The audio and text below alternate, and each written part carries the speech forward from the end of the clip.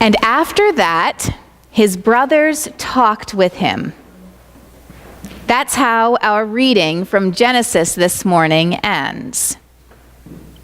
I wish instead that it was how it began. I wish that those who wrote this scripture and recorded these stories had the foresight to know how desperately their future generations would need a model for having conversations of this magnitude, for engaging in this kind of reconciliation. You all likely remember the story that leads up to today's passage. This is Joseph, youngest son of Jacob, also known as Israel. Joseph, who had visions and great dreams since he was little, dreams that got him into trouble because they were all about how he would grow to be greater than his brothers, who were older than him, and his whole family. And those older brothers didn't like that very much. But instead of just ignoring him and not paying him any attention, they decided they would kill him. They changed their mind and instead just threw him into a pit and then sold him into slavery. And he was then sold to the Egyptians after that. And through fortunate and unfortunate events, lived many years in slavery and in prison. But God was watching over him. And he did become Pharaoh's second in command through the interpretation of dreams, his gift, and specifically interpreting Pharaoh's dreams. So in doing so, he was able to predict a 7-year famine that would hit the land. And in the years leading up to that famine, he worked with Pharaoh and was able to amass great quantities of grain and food for his people. Now the famine has hit, and people from every nation are flocking to Egypt looking for food. And in among the mix are Joseph's brothers, the very same ones who wanted to kill him, who sold him into slavery. Now, in the chapters leading up to today's passage, Joseph gets his fair share of revenge. He takes some time to get back at his brothers for what they did. But at the end of all of that, he reveals himself to them. They didn't know before then who he was. And he says, I am Joseph. I am your brother. And he promises that he will from then on take care of them. And then they talk. We need more of this in our lives. Not the death plots, or the selling into slavery, or the tormenting. There's plenty of that. We need more of the talking. Real talking. The kind that happens when it's uncomfortable and difficult, or with someone who we dislike or disagree with, someone we've hurt, or who's hurt us. Now, I don't think it's a leap to say that many of us, myself included, need to work on this concept of reconciliation.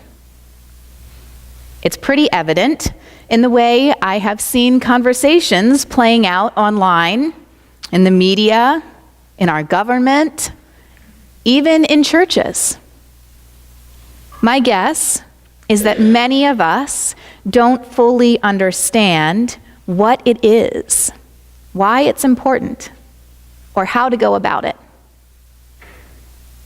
As Methodist pastor Alphanetta Wines writes, reconciliation requires facing and telling the truth, no matter how difficult or how painful it might be. In today's world, this is the part that people often miss. They want reconciliation without the work of facing and dealing with the truth about the past, the present, and the future. There can be no healing, no moving forward, until the wounds of the past and their effect on the present and future are openly, honestly, and truthfully addressed. We've been chipping away at that, bit by bit, around here. Most recently, over the past few weeks during our Wednesday night and Thursday morning services, we've been sharing the stories of sainted Black men and women and how those stories can impact and change our own. And what stands out, stark in the midst of it all, are the words of Jesus, spoken in the gospel reading for Frederick Douglass's feast day. Jesus said to the Jews who had believed in him, "If you continue in my word, you are truly my disciples, and you will know the truth, and the truth will make you free." If anyone is about open, honest reconciliation centered around truth-telling, it's Jesus. Reconciliation is about being in right relationship. And if I were going to sum up Jesus' message and mission, that might be it. To get the world in right relationship with one another and with God. If we aren't working towards that, we're missing a crucial picture of who God has called us to be. But there's something more that I want to talk to you about with Jospeh and his brothers and their reconciliation. Because it was more than the healing of relationships between individuals, family members. Theirs was the healing of a nation. Jospeh and his brothers, remember, are the sons of Jacob, Israel. They are the heads of the 12 tribes of what we now know as the Israelites, a nation unto themselves. At the beginning of this morning's passage, they were a nation divided, warring, whose history was ugly, bloody, and abusive. By the end, they were a nation on a direct path to unity. Reconciliation is work for each of us to do with the people in our lives on individual bases. But we cannot forget that it is also work that must be done corporately. Right now, our own nation seems to be stuck in the beginning of this passage, and try as we might, we can't seem to get out of it. We're at odds with one another, divided and angry. So much so that the government shut down for a ridiculous amount of time, and innocent people were hurt in the crossfire. So many of us don't know how to talk. So many are afraid of one another, vilify each other, retreat inward. Or, if inward isn't the retreat, then they're on the attack, lashing out. This is not what reconciliation is about. It doesn't have winners or losers. It does have honesty. And as we've said, that can be painful because it means openly addressing a wrong that has been done by or to you. There's risk and vulnerability. But if we can't face the truths of our past and present, then we can't hope for anything to change in the future. What we need is more people willing to speak to healing and truth-telling openly and loudly. We need it from those who work in churches and in government, in banks, department stores, healthcare, at home, and everywhere. And all those in any sort of position of power have to lead by example. Because the hard truth is, we do not live in a world of equality, no matter how desperately all of us want that to be the case. Our country is hurting, and so is our world. Here's the thing. Like the tribes of Israel, there are parts of our nation's history that are ugly, bloody, and abusive. We haven't always been good at addressing that, but we are getting better. We are talking about the millions of Americans who have never had access to quality education simply because they couldn't afford it. And we're also talking about how that has affected their futures and the futures of their children and their children's children.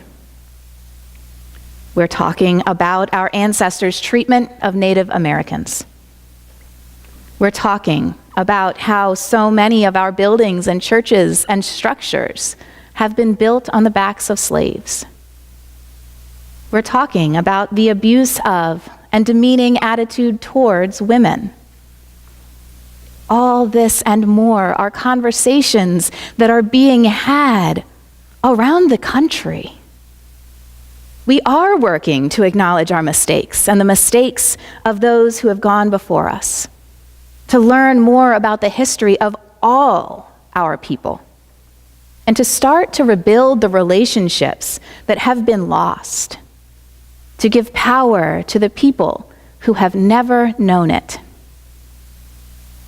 And we have no choice but to keep at it. Even if it seems like nothing is changing or like we're repeating ourselves over and over, the work is never in vain. Every time voices are raised in support of the mistreated and the marginalized, healing happens, and little pieces of God's kingdom break through. This is the work of Christ. I started out this morning by saying that I wish that this passage had begun with, and after that, the brothers talked, instead of ending with it. But I think I've changed my mind. Maybe it's better that the Israelites didn't establish a set pattern that we had to follow in order to properly reconcile, because that path is different for everyone. Maybe the most important thing is just that they talked. Things weren't brushed under the rug or shrugged off. They were addressed.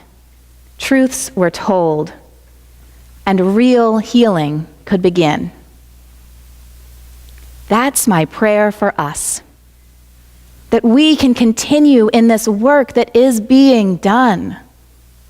That we can move with healing across our nation and this world. And that as we write our own stories and the stories of our nation, we can end those hard parts by saying, and then they talked.